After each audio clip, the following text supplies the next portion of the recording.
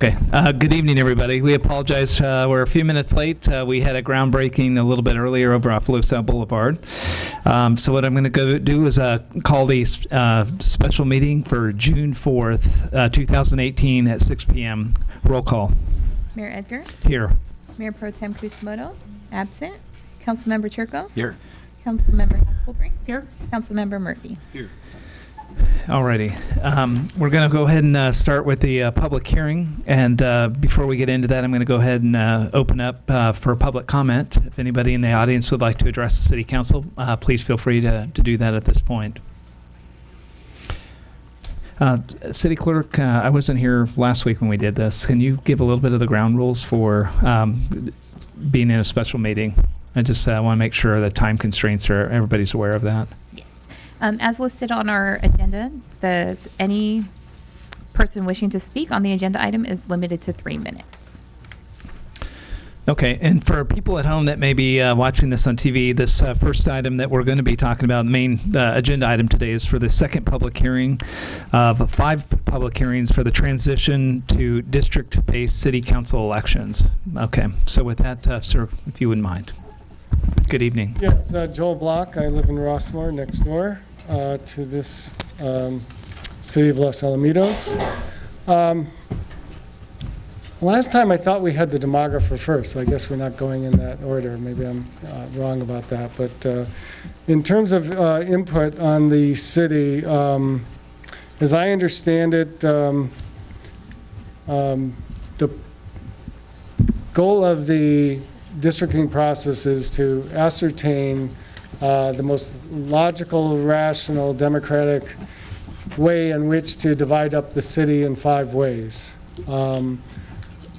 It does so happen that there are natural neighborhoods existing, and basically they're around the base, plus the central area around the commercial district, along Los Alamitos Boulevard, north of Catella, the City Hall, and then extending up to the high school area and College Park North. It's important to try to keep the districts where similarly situated individuals are in the same district. So for example, there are clearly areas divided in the city that are single-family houses, and clearly areas where there is multiple family dwellings, either apartments or townhouses or both. One important issue is the existence of the apartments. You'll hear probably from other people, but the heart of the matter is that there's a very concentrated area called Apartment Row that you're all aware of. It's on the city's designation of neighborhoods. Probably more than 40% of the population of the city is located there. So the math would indicate a minimum of 2 of the 5 districts would be coming out of there.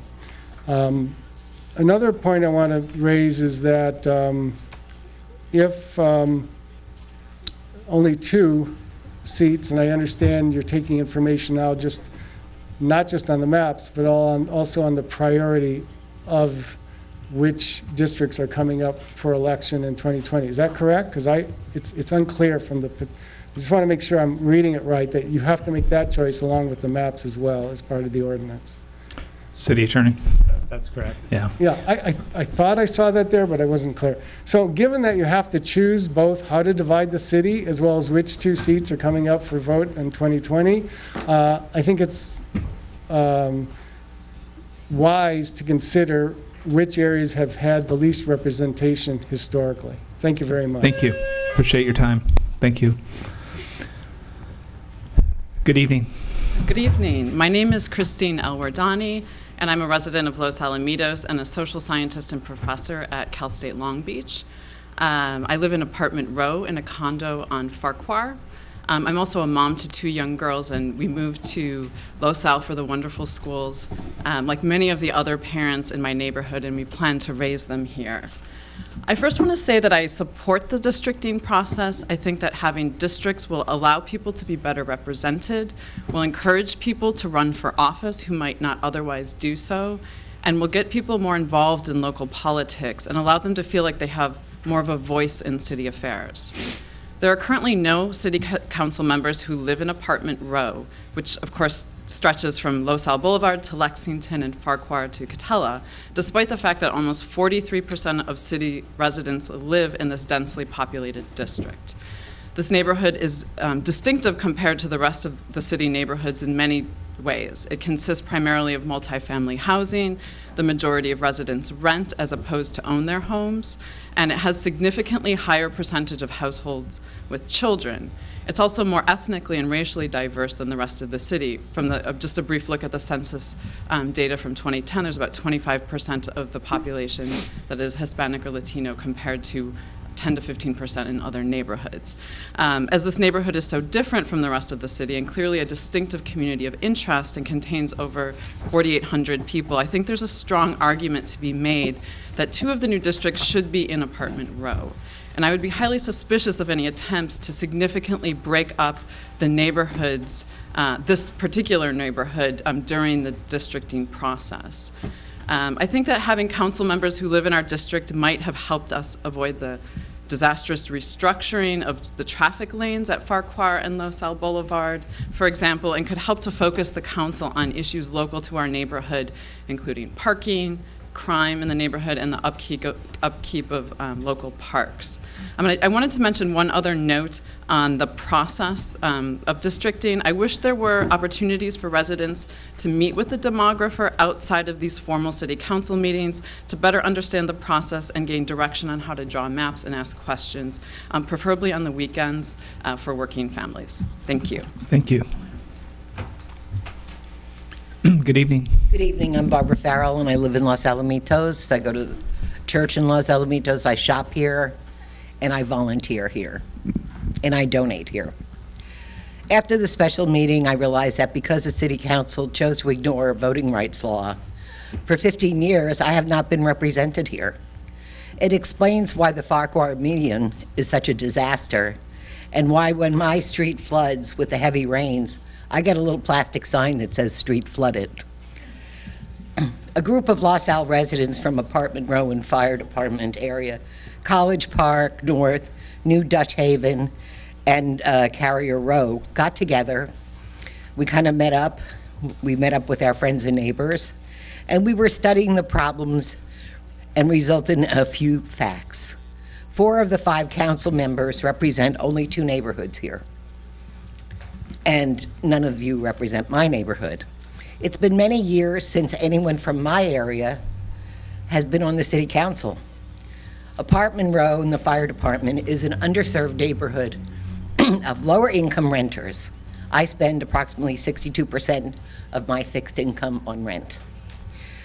We looked at the map and the statistics and observed that for the most part, there are natural boundaries for 5 districts. 2 districts fall into the lower income, disenfranchised Apartment Row Fire Department area. Fortunately, we have a talented neighbor who is preparing our proposed map for submission. We are calling for meetings with the demographers without the city council present. In addition, we want a town hall at a time, maybe on the weekend, when working people can attend. Thank you. Thank you. Good evening. Good evening. My name is Stephanie Tellez, and my family moved, my family moved here to Los Al back in '96 when Oak Middle School reopened. And I graduated high school here. My brothers graduated from here, and we've kind of never left. It's a great place to raise our kids. I'm a school teacher now. I actually started teaching at McGaw Elementary a long time ago, and now I'm teaching somewhere else. However, my kids are here, and they're really happy. And so I love the school district here. As a person who lives off of Green and Bloomfield, I am also in favor of districting. And as a resident who lives with young children in elementary school and middle school age children, I'm kind of shocked because I haven't really been involved in politics here. So now it's my turn to have a voice, and I really would appreciate the time and consideration of the families who live on Apartment Row. As someone's already mentioned, the council members here do not represent our neighborhood and our concerns. And as a resident, it's concerning because there are issues in each geographic region in LoSal. For example, I've brought up on multiple occasions to the police department here the lack of police presence and the amount of speeding vehicles and horrendous parking that many of us deal with on a regular basis. There are times where I can't get my car out in the morning because I've been blocked in. There are times when I'm constantly having to tell my neighbors, hey, there are cars. The amount of speeding is out of control. I could probably count maybe one day a month that I actually see a police officer in the morning when all of the students going to McAuliffe are walking the neighborhood, as well as some of the LAE students. I'm not one to come to meetings. I'm happy in my neighborhood, but I'm not happy with my representation. Not having a voice and feeling like I have a council member who listens and actively engages the community where I live is frustrating. And I can admit I've been passive when it comes to coming to council because I live here, because I've seen some of the community members at schools, and I worry about my kids. But at this point, my safety for my children and representation really is important, and I would really appreciate if this council takes the time to really understand that if you don't live in our neighborhood, you don't know all of our concerns. If you're not out trying to get our voices and our opinions and actively engaging us as community members, you're not representing us and our needs. So I'm sure you would appreciate if whoever was on council, whoever is in any other political arena, is representing your voice. That means something, and it's of value. And as an ethnic minority in this neighborhood, I have spent years being the only half Latina and half Black student in these schools. I have been the person there to be the only ethnic minority teacher on a campus.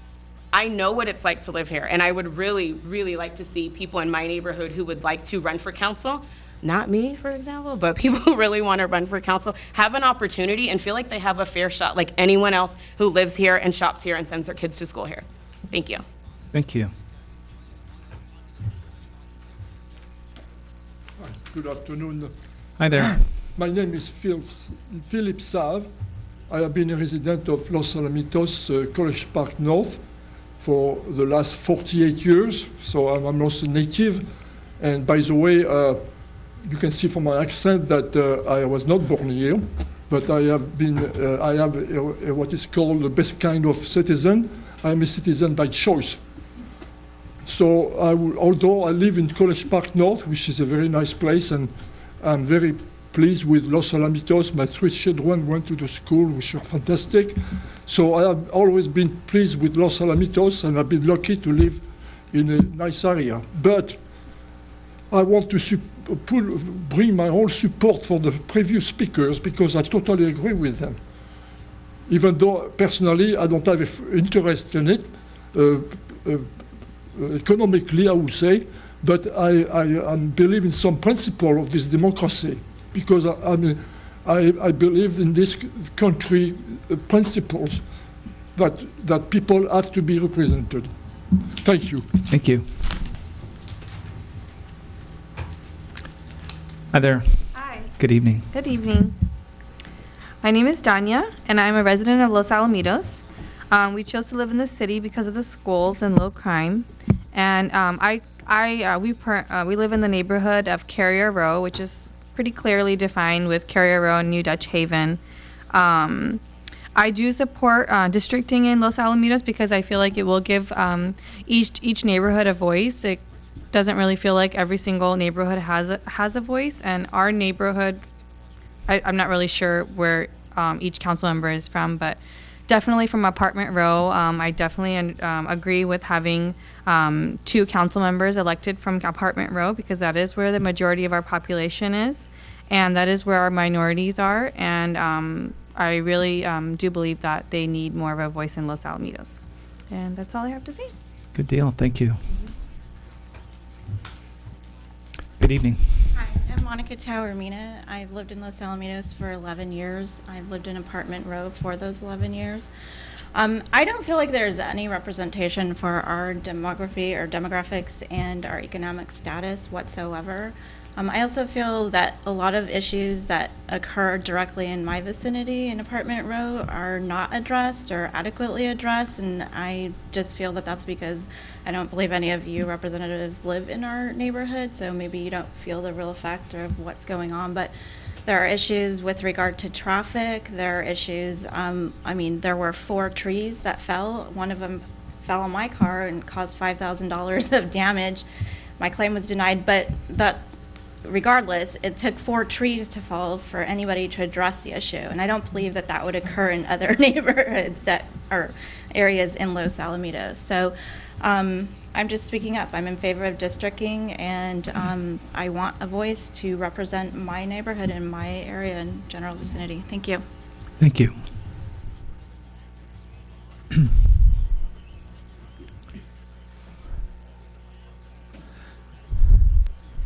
Hi there. Hey, Dean. Mayor and Council, Dean Gross. I've lived in Los Alamitos for 30 years plus. I've served in the city council from 2006 to approximately 2009, from 2012 to 2014. I'm very familiar with local government, very involved politically in the local area as well as the regional area in Orange County.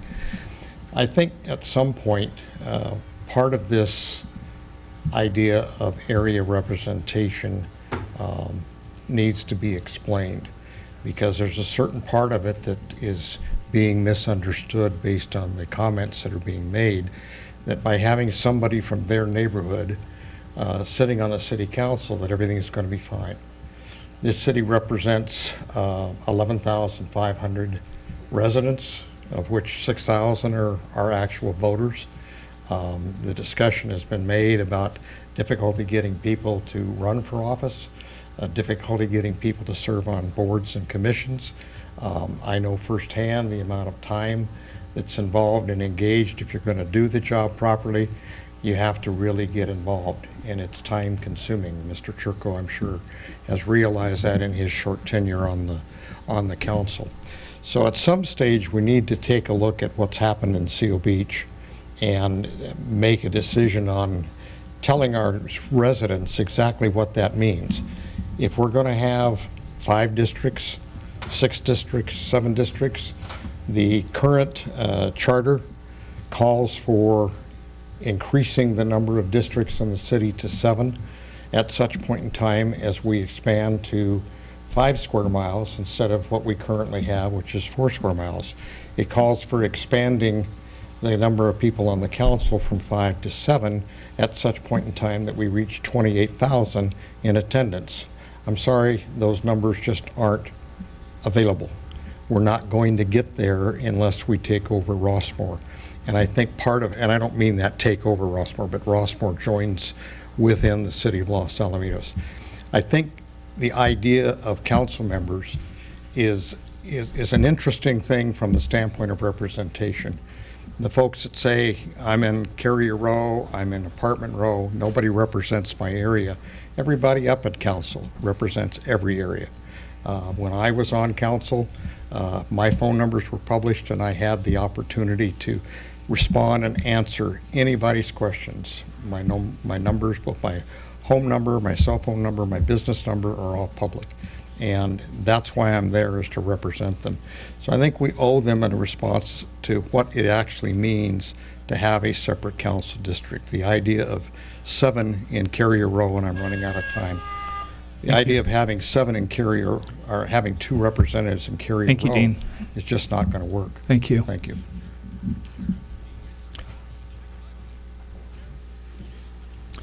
Do we have anybody else?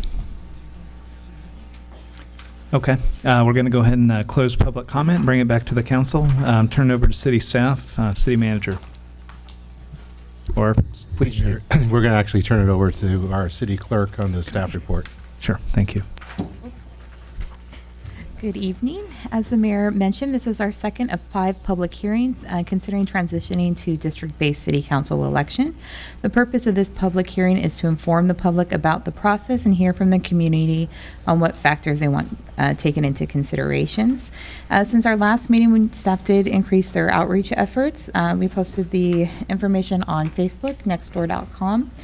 We purchased an ad in the News Enterprise, which will run next week, and we purchased an online ad on Orange County Breeze. We did send out a mass email to all of our registered email addresses, and we asked the Chamber of Commerce and the Los Alamitos School District to also send it out to their mailing list, and which they did. And so that is where we are right now. We have Robert McIntyre of NDC, our demographer company here. He's going to give an overview of the process and answer any questions that council may have. Great, thank you. Good evening. Good evening. It's an honor to be here this evening. So it's pretty neat. You actually have an engaged group before you get started, before we published a map, which is somewhat unusual, especially for a city this size. So I think that's a lot to be proud of, and who knows, maybe the engagement will grow. So tonight we're having the second meeting, what we call pre-draft maps. The idea that we want to talk about how you and your constituents, how they identify their city. And so we're going to talk about the process of how we draw maps, what the legal requirements are. We're going to talk a little bit about your demography. And then hopefully we'll hear from you and your community about how they define their particular communities of interest. And you're going to find that's a very nebulous term. It actually means whatever the people want it to mean, which is kind of a good thing, because we get sometimes some really neat and creative ways of approaching what makes a community. Sometimes it's a park, sometimes it's a language, sometimes it's a water tower. And so we'll hear on that. So part of what the city is going through right now is the transition under the California Voting Rights Act. And that basically said that while the law was designed and written to make sure that protected class voters, specifically Latinos, Asian Americans, African Americans, and Indian Americans, have a voice in elections, and that boundaries are drawn in a way that gives them a voice. But the law also definitely prefers by district elections. So even if you couldn't draw a district that has a majority or plurality of a protected class group, the law still definitively prefers by district elections. And that's something that often communities get hung up on if they're a little more homogeneous. So the city has published the schedule of what the engagement's going to look like. And so here we are on June 4th with the second hearing to gather input on the composition of districts. And so as we come back, we'll have the first two hearings, the second one tonight. Then NDC will draw maps. And those maps are not meant to be the finished product that the city will adopt. Those are meant to be discussion maps for the purpose of spurring discussion. And so we would expect people to say, hey, we really like this about this map, and we hate these areas of this other map. And oftentimes what we end up with is an amalgamation of maps for a final product that both the community and the council prefer. Under the law, we have to have any maps that you're going to discuss in an open session published at least 7 days before that hearing. And so NDC would need any hand-drawn maps or maps submitted by the community by June 10th in order to have them prepared and published by the 11th. We do a little more than just kind of draw a pictorial. We have to have all the demographics that go behind those maps. So depending on where you draw the lines, which streets you choose, and so forth. To the extent that people who do submit maps from the outside, if they can include contact information, because if they're close to being population balanced and they're just off a little, well, we want to reach out and call you and say, hey, we have to make some choices. What do you think? So we can turn that into a legitimate legal map. Very often we get maps that are nowhere near close to population balanced, and that would be the first requirement under the Federal Voting Rights Act. There's not a lot we can do with that, but we will tell people, hey, this is the populations you chose. If you want to submit another map, try to get a little closer. And we try to provide guidance because obviously you want that community input. And so we'll come back here on June 18th and discuss those draft maps, the concept maps. Once again, only to spur discussion and conversation. We've received no direction at this point. From there, we'll hear your input and the community's input, and that might create the demand for future maps. So we would publish those at least 7 days before the July 9th hearing, so by July 7th or 2nd, come back July 9th, talk again, and then if the council has a map that they like, they can narrow it down and choose that map, or we can go back out for one last iteration. But you see, we only have 7 days turnaround between the 9th and the 16th, so we would hope that any changes, if there were any, that had to come back for the 16th were very, very minor. Now, whatever map the council does adopt will be in effect for the November 2020 election. And then the council will have to come back and do this all again in 2021 after the 2020 census publishes. So while you may seat 2 council members in their district seats, the next 3 will be seated under the new map in 2022 election.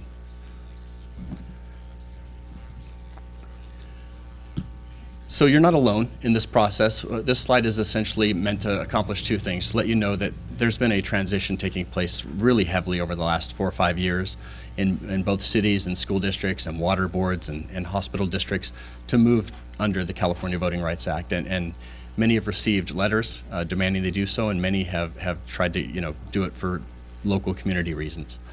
There have been a couple cities who have tried to fight under CVRA, Palmdale being the most notable, and nobody to date has won defending against a CVRA case.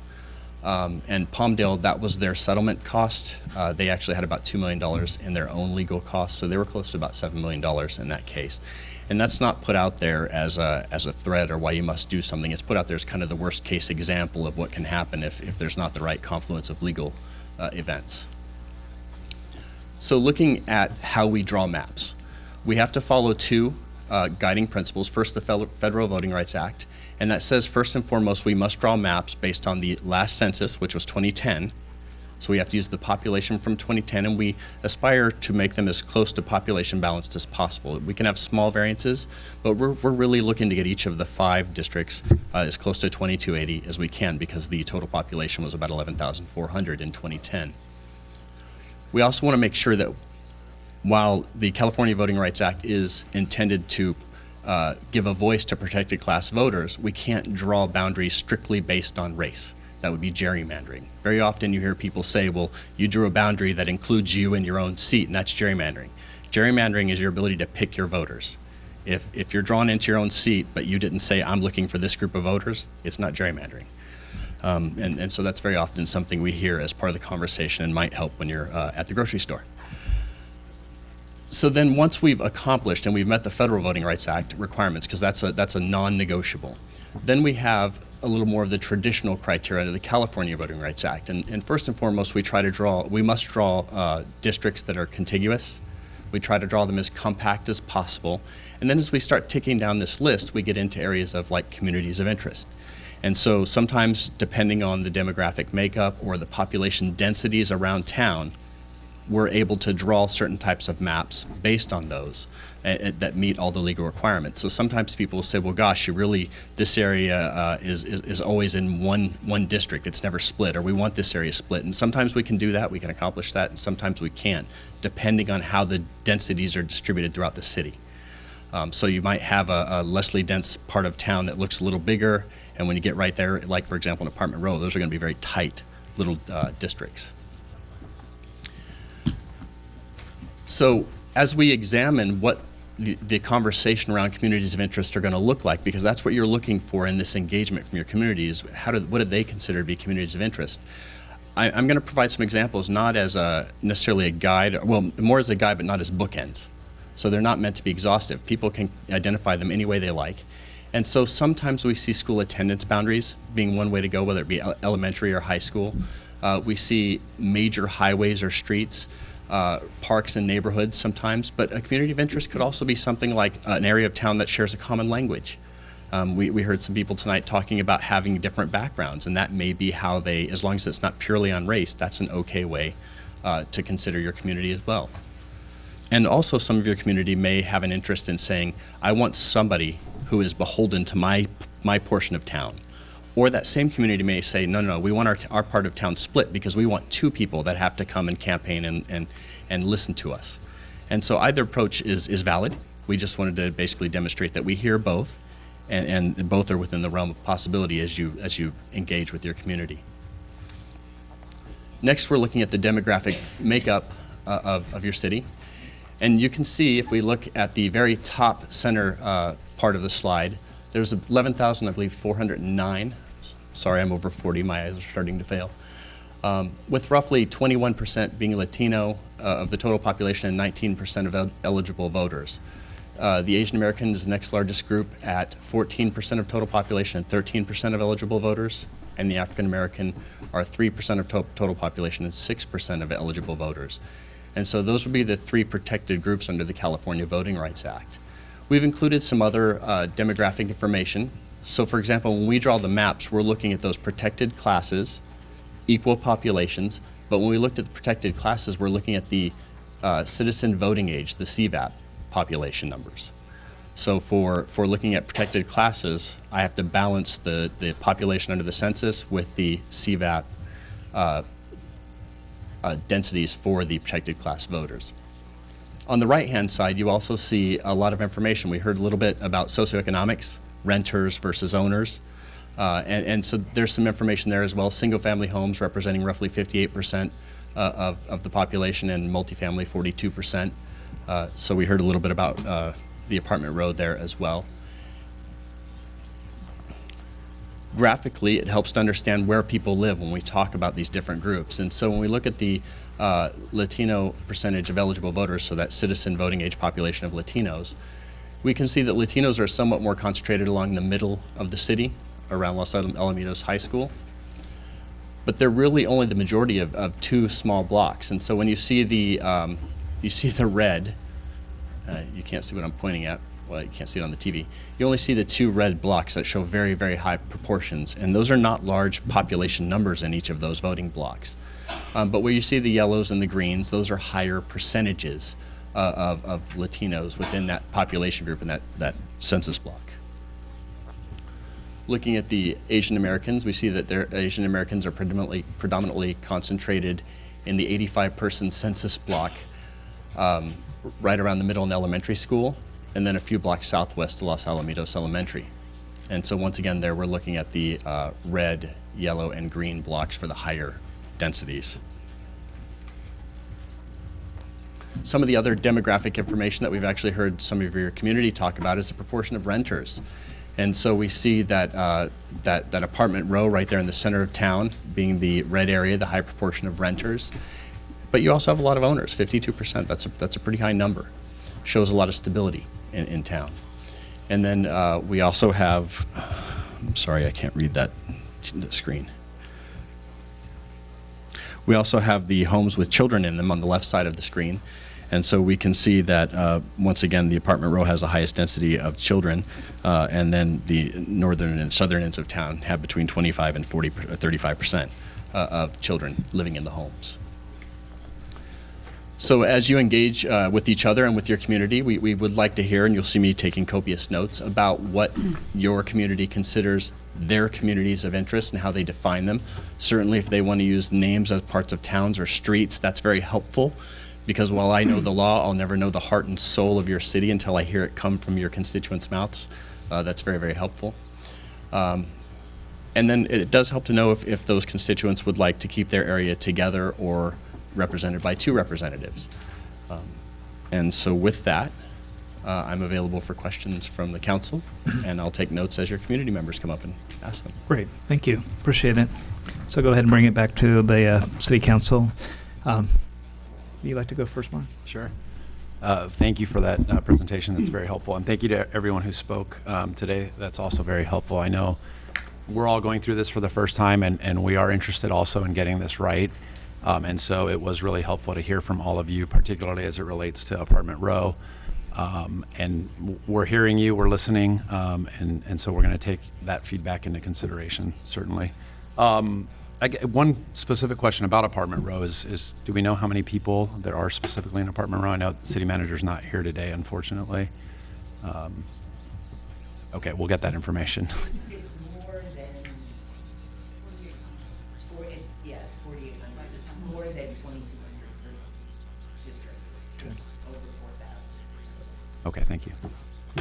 Good deal. Rich. Yeah, I want to go in a different direction. I want to challenge the people who came up here and talked about no representation. It's easy to get elected here. In the last 3 elections, when I ran the first time, there were 4 of us. 2 of us got elected. The next time we had 3 seats. We only had 3 people. Last time there were 3 people for 2 seats. That's 7 of the 10 people who ran got elected. There was a lot of comments about the fact that people feel unrepresented. All you have to do is call your councilman. I have a unique view of this city. I've lived in 3 areas in the last 5 years, and yes, I do pay my rent. Situations have caused me to move. But if you would call your councilman or councilwoman, they will listen to your problem. I see you shaking your head, ma'am. I know anybody who's called me has got a call back for 6 years. I know my colleagues do the same. We take this job to run. I didn't take this job dreaming of being Governor Murphy, Senator Murphy. I just didn't want to embarrass myself as a councilman. That was my goal when I ran up here. And in 6 years in this seat, and 3 of those years I've been on the Budget Committee, not one decision has ever been based on area. Nobody is underrepresented when the money's spent. The money is so tight in this city, first of all, that 98% of it is spent by contract. There's very little decision making to be made. We're not like congressmen doling out bridge projects and, oh, let's do a park over here. It just doesn't exist. But my challenge to people who feel unrepresented, run. There are 4 seats open this time. You know, quite frankly, if you can't get elected with 4 seats open, perhaps your ideas just didn't work. Because I don't know if we're going to have 4 candidates. So please, you know, I made the same request when I was running last time. If you want to know what it takes to be a councilman, call me. I'll be happy to sit down with you and explain what it takes, how much time it takes, that type of thing. And it's an enjoyable job, but you need to get involved to get anything done. If you have tree problems, call. I'll give you an example. Over by Troy's house, a guy called, has had a bunch of trouble with trees on his, falling into his pool from his neighbors in the city. He called me, he called Troy. Within days, we had spoken to the staff was out there, we had both been out there. We take this stuff, we don't get enough phone calls from people. People are not engaged enough. Call us. Our phone numbers are everywhere. You look on the city council website, we're out there. But it's important to be involved. You know, you're never going to have a better chance than with four potential seats open. I shouldn't speak for Warren at this point, but we do have 1 termed out member, and we have 2 other members who are up for re-election have indicated a desire to run again, and then we have 1 kind of undecided who has stated he's not going to run. So there are definitely 4 seats, and potentially 2 of them do not have an incumbent, the easiest type of seat to win. So really love the fact that you're all here today, you know, but here's your chance to get involved rather easily. The election is coming up. I think you have till late August to get going and get your paperwork in. We have a wonderful city clerk who's already correcting me. And the candidate filing period is July 16th to August 10th. Oh, okay. I thought it was later in August. So you have till August 10th. You have 2 months from now to get together with the clerk and find out what it takes to run. But you know, I hate to sit up here and have people say we're unrepresented. I realize nobody lives in your area. Now, one person did say that the 4 of us only represent 2 areas. That's just simply not correct. The 5 of us all live in different parts of town. And I can tell you, though, that economic decisions are made for the good of the community. And the only advantage of when somebody's in your neighborhood, perhaps you see them more, or you're willing to grab them, you know, and say, hey, we need to do this, when you have some familiarity. But, you know, we're all around town. We're in the restaurants. We're in the bars. You know, we're in the grocery stores. You know, grab us. If you have problems, call. It's the only way you're going to get heard is to call. And I know it's intimidating when you get up there the first time and speak. And I can tell you from personal example, I used to get up there and complain. I ended up here. So be careful a little bit. It sometimes leads to a little more than you want. But 10 years ago, I think, we used to get up and complain about various things and tried to give some guidance in areas I thought I could help.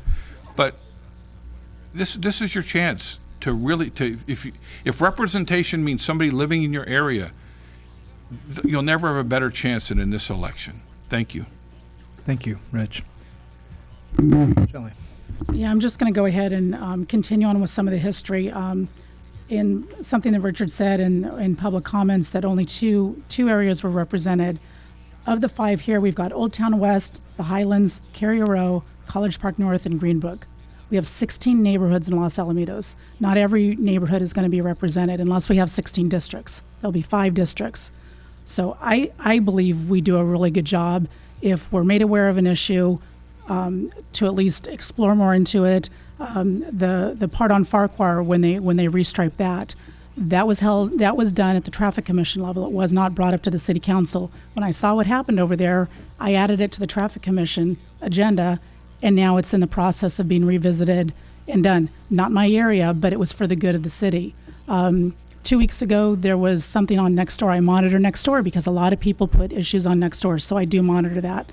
There was some broken concrete in the alley on CVS. That was on a Monday. Contacted our public works director. On Thursday, it was fixed.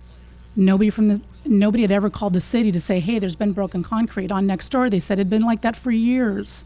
It was fixed in 3 days. We represent this community the best that we can, but if we don't know of the issues, unless we're driving around and we see something, and trust me, we all do that, it's not going to get resolved unless we're made aware of it. And I've always said that right now you have 5 city council people working for you. If we go to districts, you're going to have 1 city council person working for you. It's putting different districts against, where right now we're making decisions based on the community as a whole. We talked about the lack of representation for Apartment Row. The last 2 people that ran from Apartment Row, Jeremy Mejia and Ken Stevens, both got elected on to city council. They were represented. The last 2 elections in 2014 and 2016, nobody from Apartment Row even pulled papers to run. So to say that there's not representation does not mean say there's not an opportunity to run. There just hasn't been anybody that has run. So we encourage everybody to run. If people don't like the job that I'm doing, I will hear that in November loud and clear. So we encourage everybody to run. There is a cost to it that we all incur. It's a lot of work, but it's fulfilling at the end. So I just wanted to add kind of that history to it, and to say that we're not going to work any harder or lesser if we're in districts or not in districts. We all live in Los Alamitos. We all planning on live here long term. I want my future grandchildren to live here. So don't you think that I'm going to make decisions based on the longevity and sustainability of Los Alamitos. I want my grandchildren to live here, so why am I not going to make the best decisions that I have to make sure that those future generations can live here and be represented as well? Great, thank you. Yeah, I also want to thank everybody for coming out. I think that, when you look at this, I've been on the council the longest, so I'm coming up on 12 years. And, I look at this as an opportunity for us to engage and to learn from each other. I hear stuff and you hear stuff from us, and it's hard. We also keep it in perspective of, we just had a pretty big event over the last couple of months, and it brought more interest from people in the community that might want to come. And I would just say, that's a beautiful thing about being in local government. And I think all of us up here definitely have done our time. It takes a lot of volunteer work, and you guys are doing your time. And I think it's a good interaction. Hopefully we'll, through this process, learn more about the city through this. We'll hear your feedback, at least in the short term. And then maybe in the long term, you guys will run and do what you need to do too. I've sat on the other side of the podium as Rich came up and complained, and then we ended up working together. And and it's interesting. I would just say that as you listen to some of this stuff, in the same way you want us to listen to us too, because we're going through this process just like you are. We look at this, it almost sounds a little bit when you're sitting back, I'm not running, so I feel pretty comfortable, but I do care about the longer term. But, it's easy to get defensive sitting up here, and, you got your time away from your family. You've been dedicating yourself. When Rich says all the places that we go, I think a lot of being on a city council is you get involved with the community, and you start to try to go, whether, you have kids in the schools and you're doing stuff, or you're one of the guys that's out there very involved at the chamber. Everybody picks their thing, but the thing I worry about the longer term for this city is that you get people that want to run on one issue and that they don't think of the holistic pieces of this, because those people come in on a mission to do one thing and then they represent one district and they don't get anything done. It's sort of like Republicans up in Sacramento right now. That's just the ideologues. They're going to harp, and then they don't get anything done and help the people that are in their own area that they could really get stuff done. So I would just ask again, just very respectfully, that listen to us going through this. It's a very public process. We're trying to fight it. We're trying to go with it. We're trying to listen. You guys are like, hey, you're energized. We're listening to you, and through this process, we're going to have something that hopefully will make the city better too. I guess questions very specifically is that this process is a little cathartic, so we're doing that part, but it's also very scientific, and we need to kind of get to some specifics data-wise. That's, what I do for a living, it's very data-driven, and I want to be able to get to the best result that we can. Some of you guys asked about having the demographer and having your one-on-one without us time. We can't necessarily do that all in, but I thought you heard the demographer say, hey, look, submit your maps. We're not sitting back, it's a process, though. We can only afford $17,000 of our demographer as we go through this process. Please use the process we've tried to put in place and be a part of it. Submit maps. If somebody said, hey, we got a really smart person in our community that's going to build a map, build a map. And then you know what? If the numbers and the data don't work out, negotiate together and work with the demographer. Go through that process, and then through that we'll have a better result. I'll go on the record. I think this is a terrible idea, just as far as being at large versus districts, because we're such a small city, and I have kind of witnessed kind of what has been talked about up here. In my last election, there was not enough people to even have an election. They canceled it. The commissions that, a lot of people say, hey, look, no one's wanting to represent us, and, an apartment area too. I mean, you know what? We have so many openings in the commissions. The decision that was made for the Farquhar restriping that we get a lot of feedback on, we've barely been able to fill that commission full of people. And like Shelley said, and hopefully, again, this is us learning through each other, that commission is empowered to make those calls. That is, they are our advisors. That didn't even come to us, and that commission doesn't have enough interest to get people involved.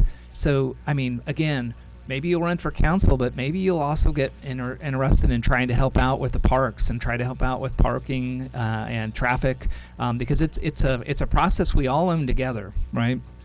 And the other part of that, I think too, and I'll be honest for myself, is I've been on for 12 years. I try to call everybody back.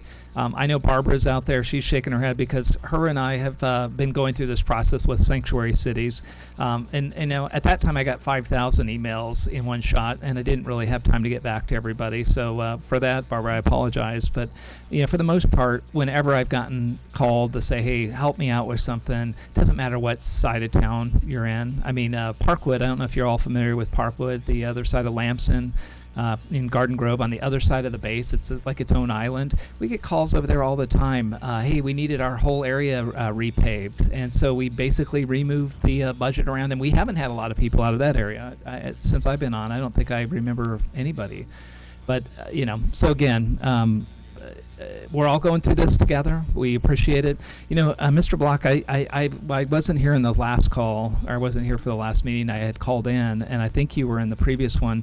I'm just curious from a Rossmore perspective, and you're more than welcome to go, your interest in this. Is it just you're looking for good governance? Are you worried about the longer term for Rossmore?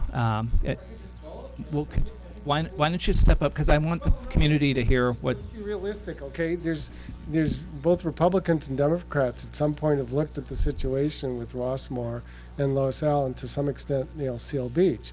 At some point, you have to... I've been bargaining with city management on behalf of law enforcement. I know how budgets can be, and at some point, you got to take a look at seriously. It didn't pass the last time there was an issue to be either a separate city, but long term, at some point, there will be some connection between Rossmore and Los Al, or Seal Beach and Rossmore and Los Al. So obviously we want to have good government in general. And then there's just general concerns that we have kids, all the Rossmore people that come here, we have kids that go through the whole school system here. We do a lot of shopping.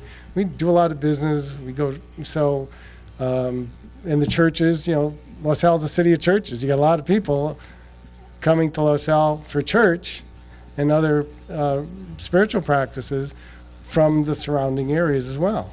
Sure. So there's a mutual interdependence there. And obviously, the more the city government is responsive and representative of the people, it's better for everybody concerned. Okay. So that's, I appreciate it. I'm no just ulterior curious. motives, it's just better government, pretty Sure. much. Yeah, thank you.